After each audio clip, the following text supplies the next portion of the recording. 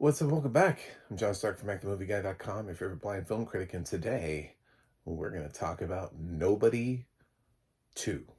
Nobody, Folie à Deux. I don't know how many times I'm going to keep referencing that, but probably until the end of time. So we're back with Bob Odenkirk, who is going on vacation with the family in the sequel to the moderately successful film that is sort of a little bit in the parody style of the man with a very particular set of skills set of films that we've been having, where old guys have started beating the shit out of people ever since Liam Neeson made it financially successful to do so. So this movie does have audio description. It's excellent. I'm eventually getting to everything this year.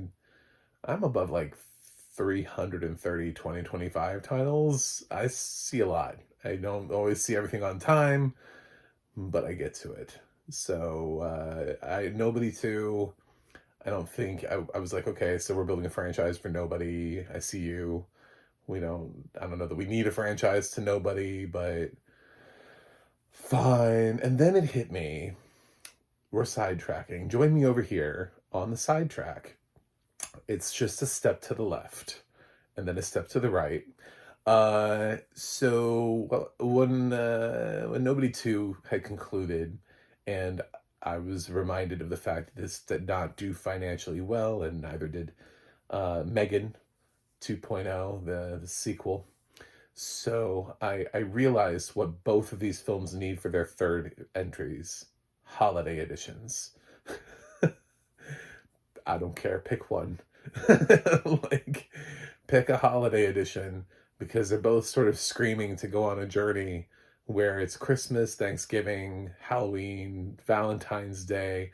I don't care what, but I feel like these guys need to start traveling through the holidays, because when left to their own devices, I don't know where we go. Like, I don't know where Megan would go as a franchise for a third film. It would end up sort of uh, I just don't think it can be trusted to make its own choices. So I think probably I would send Megan to Christmas, and then try to do, because let's face it, Nobody right now is sort of encroaching on the National Lampoon's Vacation franchise. Maybe send Nobody to Thanksgiving, where they go home for the holidays. Maybe we see Connie Nielsen's family and what she came from, what her family's like. So, and then you can kind of put Nobody right up against the Vacation franchise.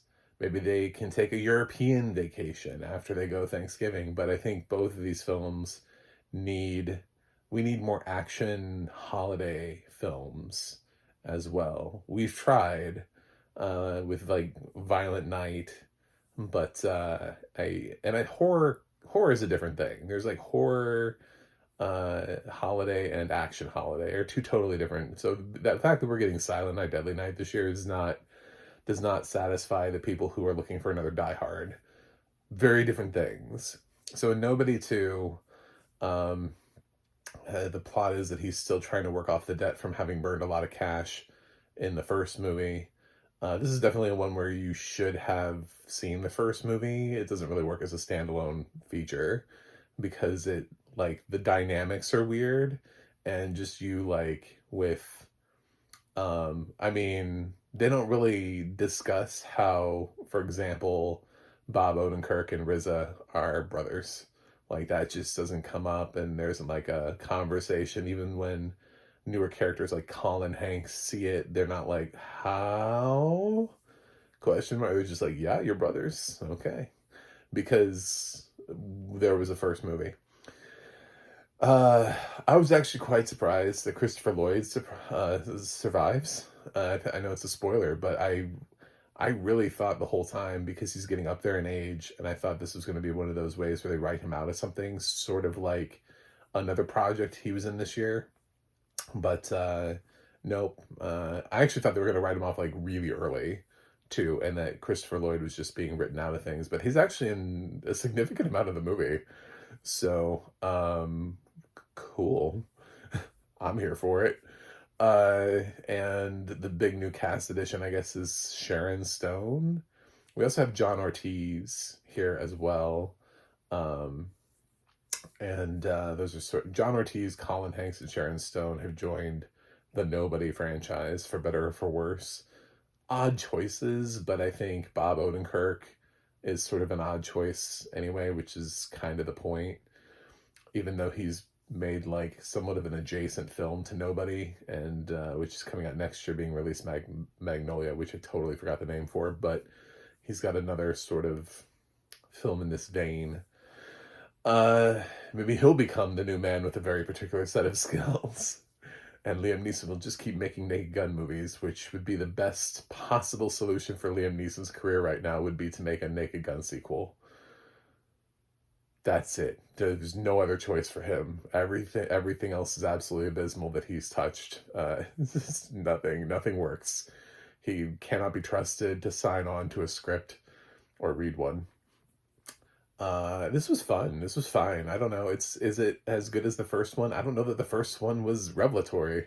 I didn't watch Nobody and go, oh my God. Oh my God. Oh, I've been changed. I have been changed for good. Wicked for good.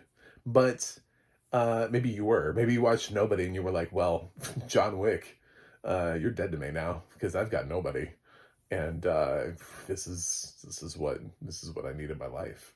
So I thought John Wick was what Nobody is what I need.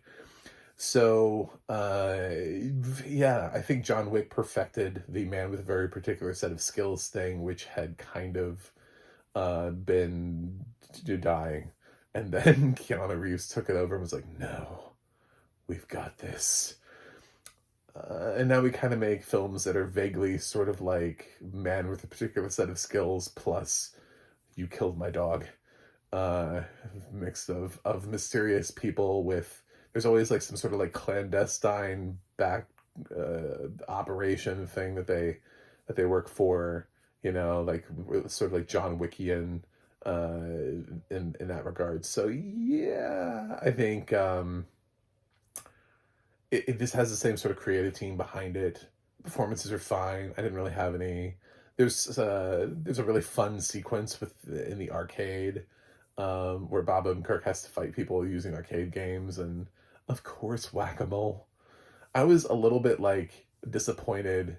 I was thinking about like games that I played with an arcade, and I kind of wanted the the live like human version. Does anybody remember that game where you used to bowl and then you knock down the teeth? It was like a clown. I think we missed on that opportunity. I think that would have been great. Plus, his son's playing with like the basketball game, and I don't think we made good use of that either. Like getting a whole bunch of basketballs out of the end, he just starts throwing those basketballs at somebody. Like there are definitely arcade staples. You get the rack of balls from the game where you roll up and you roll the balls into the target and you're trying to get it in the center. I don't know what these, I can't remember. I'm an adult and I don't have kids. It's been a hot minute since I've been in an arcade. I have great memories of them. So yeah, I think those are the kind of games that I would have liked to have seen them kind of recreate. Although yeah, the whack-a-mole thing is hilarious. So that was my favorite part. It does get kind of bloodier and more action oriented as the film progresses, when he takes them on a vacation to this theme park in the middle of nowhere, which is why it's so like National Lampoon's Vacation. Like they go to this, I wish I could remember the name of it. It doesn't really matter. But there's a theme park in the middle of America somewhere that nobody's ever heard of. It's not real. It doesn't exist. And they for family vacation time, because something troubling is happening at home. His wife seems troubled. The kid's getting into fights, the son, so he needs a break. He's being overworked in order to earn this like $30 million back. He's constantly being used for contract jobs, and he's just missing out on life and his kid's life. So he takes a vacation to this place, which is apparently a place that his dad actually took him to at some point, because he reminisces with Riza at some point. He's like, remember when Dad took us here? And I'm like, oh, I thought this was fake, because he sees a bumper sticker and he's like, oh yeah, that place. Huh. That sounds like a good place. I literally thought he just picked like a random tourist trappy destination from a bumper sticker. I didn't realize that he had actually been here before. So, yeah, it's very much got vacation vibes, which is why I was like the National Lampoon franchise. But National Lampoon also had a holiday movie. And before I think he should go on a European vacation, before they become the vacation family, and then it is actually like a direct ripoff, because the first movie wasn't like a direct ripoff of Vacation. So before they turn into that, I think bouncing to a holiday and then bouncing to something else, like if they're going to keep making films. But both Megan and Nobody kind of struggled at the box office, and I don't think are likely to get third films, but they're both kind of mid-budget movies anyway, and I think if you're invested in these franchises, I think doing holiday versions of them is probably the best way to go. So, and I would find somebody more interesting to put up against Bob Odenkirk next time around. As much as I love Sharon Stone, she feels so out of place here. Like, she's not really known for this genre. This isn't really her genre. It didn't really make sense for her to be here as the villain of this movie, as a badass. She has to have a little bit of fighting sequences, and she mostly just got like rescued when she was in action movies. She's not really known for being like the star of action movies. She's known for being the star of uh things where she was required to be sexy. I mean, let's be honest. Crossing of legs is exactly what she's remembered for, whether that's fair or not. And then when you think about her dramatic work, it goes to Casino. So these are not films that are like Nobody, that are in that vein. So I think if we're going to invite somebody who we haven't seen in a while, who kind of makes sense in the action world, that we have to go with somebody else. Maybe, I don't know, Famke Janssen. She's probably around the right age after having played Zinnia Onitop in GoldenEye, if you're trying to go for nostalgia. But we'll see. We'll see what happens in the next film. I think it actually would be kind of fun to just all of a sudden have, like, the cast of GoldenEye all in the same movie together, and people like see if they pick up the reference. Just put like Pierce Brosnan and Famke and Sean Bean and all in the same movie and as like villains, and see if people pick up on the reference. That could be fun. But there's a way to save this franchise. It's not dead. I didn't think Nobody 2 was a complete failure. I just think it kind of treaded water. Like, I didn't hate Megan 2 either. I didn't think it was as good as Megan 1, but I didn't really hate Megan 2. I thought it was fun, and pivoted into a different direction that did not work for me. And I think that Nobody 2 is the same thing. I think this is kind of like, okay, well, the first film was fine, just like I liked Megan, but I didn't love Megan. And now we have sequels that are not as good as the original, but they're also not abysmal. So I think there's hope for these franchises if they can find really solid third film concepts. But they need help. So I'm going to give Nobody 2 a 6.9 out of 10, which I believe is the same score I gave Megan 2.0. So, because I feel kind of about the same about both films. I'm like, it was fine. It's good. I liked it. I'm not going to stop you from seeing it. If somebody was like, should I see Nobody 2? I'd be like, yeah. Especially if it's on Peacock, make sure to check it out. So, thanks for watching. Thanks for subscribing, and I'll see you guys on the other side.